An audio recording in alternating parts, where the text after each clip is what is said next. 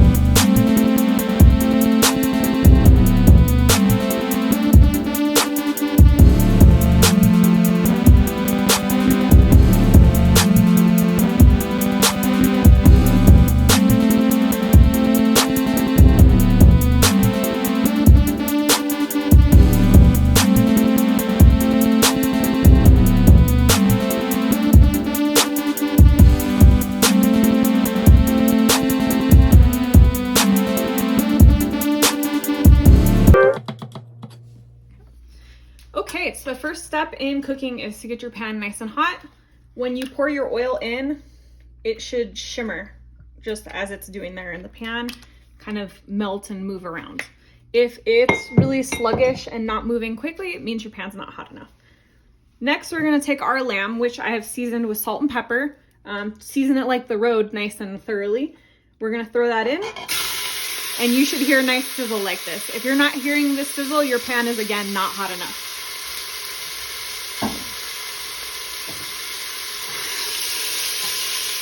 A lot of chefs joke that if you don't set the fire alarm off, then you're not cooking at a high enough temperature. And I know the instinct is to move everything around a whole bunch, but really you want to just let it sit still for a minute and get the meat a nice dark brown color. So now that our meat is nice and browned, we're going to go ahead and put it in a bowl, set it aside.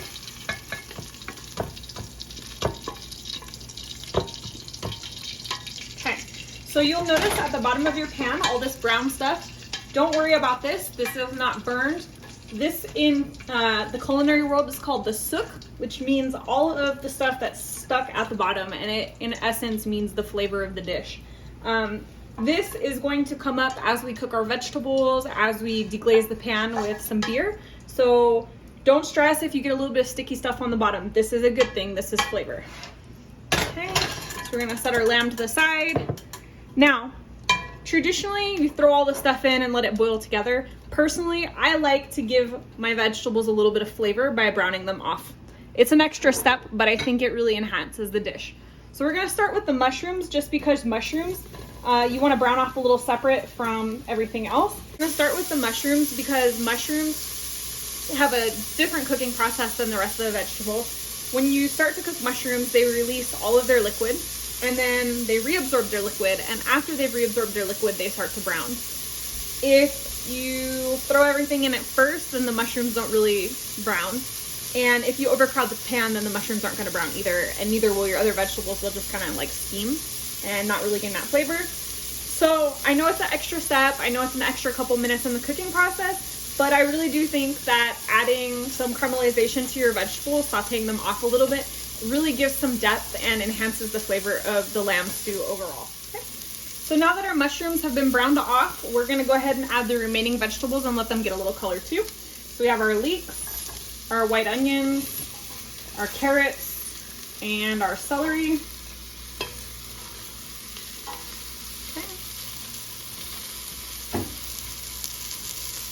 So same process, we're just gonna let these get a little bit of color. As they release some of their juices, they're gonna pull up some of that brown stuff at the bottom of the pan, the soak that gives the flavor. So we're just gonna be patient. We're not gonna move this around a whole lot. I know, like I said before, that the instinct is to constantly be stirring, but really, you actually don't wanna stir this a whole ton. You wanna give it a couple minutes and then stir, give it a couple more minutes and then stir. And that's how you develop the color on your vegetables as you cook them. So as you can see, our vegetables have some color on them now. So we're gonna go ahead and remove them from the pan and set them aside. I know this is, again, a little bit different. A lot of people just cook everything together, but I like my vegetables to have a little bit of texture. I'm not into like super mushy, smashed up, vegetables that have been overcooked. So what we're gonna do is we're gonna set the vegetables aside with the color. We're gonna put the meat into the pan with the liquids, and we're actually gonna let the meat braise for about 45 minutes separate from the vegetables. That way the meat will be nice and tender, and then we can return the vegetables, just long enough for them to cook, flavor the broth, and just be like kind of to the, al dente, like a little bit of bite to them, so that they're not just mush, flavorless mush in the soup. So we're gonna remove our vegetables.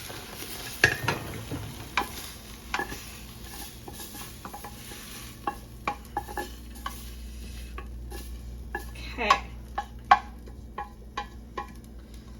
We're gonna set our veg to the side, and then we're gonna hit our pan with the Guinness. We're gonna use that Guinness to go ahead and pull up all those brown bits at the bottom that I was talking about. So when you first put that Guinness in there, make sure you're scraping up the bottom of your pan, get all those crunchy bits at the bottom, all the flavor. Okay. And what we're gonna do with this Guinness is we're going to let it reduce just slightly. So instead of just throwing everything in right away, we're gonna kind of let this cook down a little bit. We're gonna bring it up to a simmer. So it'll come up to a boil, and then we're gonna reduce it down in temperature, let it simmer just a little bit so it thickens up a little bit, concentrates the flavor. Then we're gonna add in the lamb and the beef stock, and then we'll let that cook with the spices and everything, so it all kind of melts together to create the base flavor of our dish. So now that our Guinness is thickened up and reduced a little bit, we're gonna go ahead and add our round off lamb back to the pan. So in that goes with the Guinness. We're gonna add a little bit of garlic. I think this was about 5 cloves. And we're gonna add in our nice beef stock. If you happen to be somewhere that has beef stock or lamb stock, or you've made lamb stock, you can use lamb stock, but beef stock will be okay. It's not gonna ruin the flavor of this at all. And then we're gonna add in, we have 2 bay leaves, And we have a spice mix. In this spice mix, there is some thyme, some black pepper, and then my personal little trick for making my stews really flavorful is that I like to add a little bit of smoked paprika and a pinch of cayenne pepper. Again, I know that's not the most traditional thing, but I think the smoked paprika in particular adds a layer of flavor into the base of the soup. That's really nice. So in that all goes. And we're just gonna repeat the same process as before. We're gonna crank the heat up, bring this up to a boil. Once it starts to boil, we're going to reduce the temperature so that it's just bubbling slowly. A simmer is gonna be just a light bubble. We don't want it boiling really, really rapidly. And the thing that's funny about this actually is that when you're trying to take tough meat and make it really tender, if you boil it at a hellish pace where it's, you know, rapid and frantic, the meat actually will take a lot longer to get soft than if you simmer it like slowly and kind of, you know, coax it into tenderness. So we're gonna keep it at a nice low simmer, let it bubble lazily.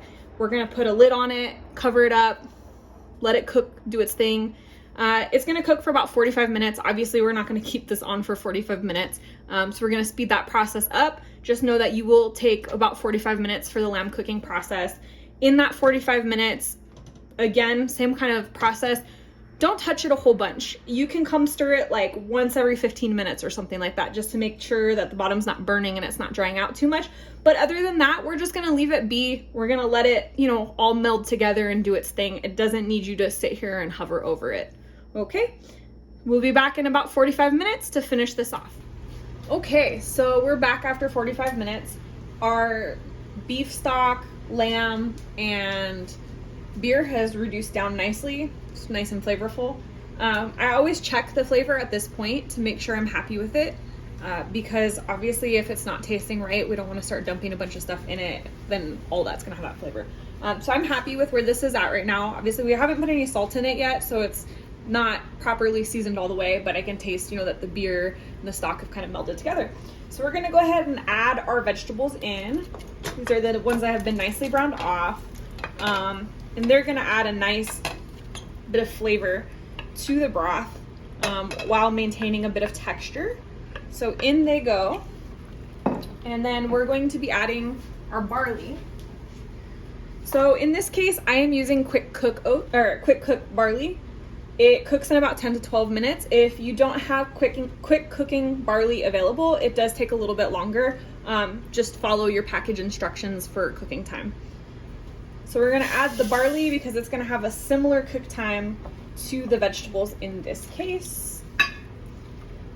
So we're gonna let this cook for about 15 more minutes. We're gonna check back, check the flavor, season it, throw the peas in to let them warm up. Thicken the broth if it needs to be thickened, and do the last couple of things before it's ready to eat. We'll see you in about 15 minutes.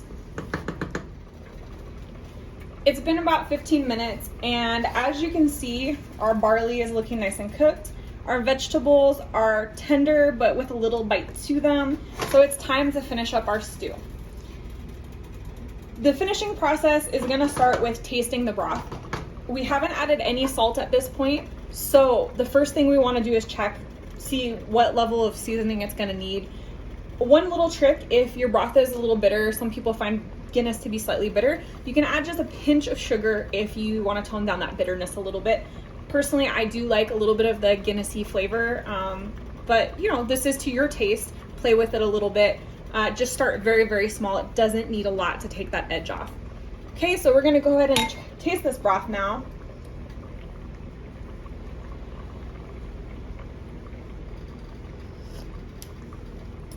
Oh yeah, that's good. So I think I'm really happy with where this is at. We're just gonna add some salt. Set our tasting spoon in our dirty pile. We're gonna add a nice little pinch of salt, maybe even a little bit more than that. Again, this is kind of a personal preference thing. You don't want this to be like super salty.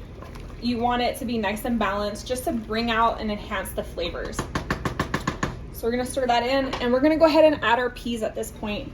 The reason that I've waited to add the peas at the end is because I like my peas to be nice and bright green, and I don't like them to get super mushy. I just want them to kind of warm through a little bit. And if you add them too soon, they're gonna turn like kind of a camouflage green color. It's just not as appealing as like this bright green with the nice orange carrots and the celery and everything. I like that contrast, and it, you know, keeps the texture. So we're gonna let that warm up for just a second. And while we're warming this up, we're gonna go ahead and thicken the broth. In this case, there's not a ton of broth in this, so we're not gonna thicken this really heavily, just a little bit. In most recipes, you would use like flour to thicken a stew. I can do it with flour, and I have done it with flour, but personally I prefer cornstarch. There's a couple reasons. When you add flour into your stew, it takes a lot longer for that floury taste to cook. So you're looking at another 20 minutes of cook time, in which your vegetables are gonna disintegrate. The cornstarch doesn't take quite as long for the flavor to cook out. I also prefer the texture of cornstarch to flour personally. It's just a personal preference. There's nothing wrong with doing it with flour. And then additionally, if you're making it gluten-free for somebody, using cornstarch would, you know, keep it gluten-free instead of, you know, adding flour into it. So this makes it friendly for pretty much anyone that's gonna make it. So I have about a tablespoon of cornstarch mixed with some cold water here. We want to bring the stew up to a boil, and we're just gonna add this little by little, just because I don't want to thicken it too much. I just want it like to come together a little bit more. So just kind of eyeball it. We want it to be what's called a nappe consistency in French, and that means that the broth is just going to kind of coat the spoon. Okay, we're just starting to get there. Let this come back up to a boil for a second, and then we'll reassess.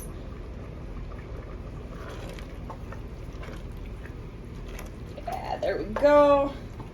So as you can see, it's starting to thicken up. I'm gonna give this one last little splash, and I think we're gonna be there. Okay, so our texture is good. The very last step is, for me, the part that really like binds it all together, makes the flavor pop, and that's to whip in like a tablespoon of butter into the broth. So we're gonna reduce the heat so that it's not boiling rapidly. And we're gonna cut ourselves a little pat of butter. Now the trick is, when you add the butter to your stew, you wanna continuously stir. If you just throw the butter in and let it melt, it's gonna float around on the top and you're gonna have like a layer of grease. But if you continually stir it as it melts, it'll incorporate into the stew broth.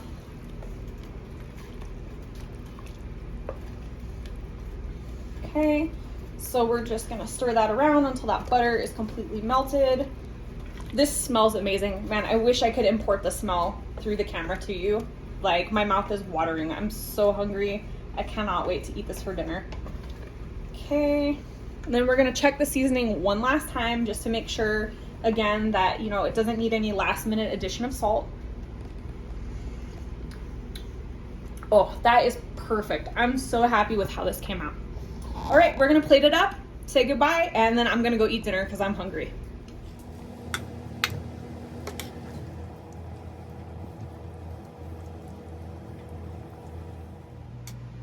Okay, so that's gonna be a wrap on our lamb stew recipe. If you would like the exact measurements and a recipe that's written that you can follow, look in the comments below. It's gonna be there, both in ounces for our US viewers and in grams for the rest of the world, because I know we're weird here.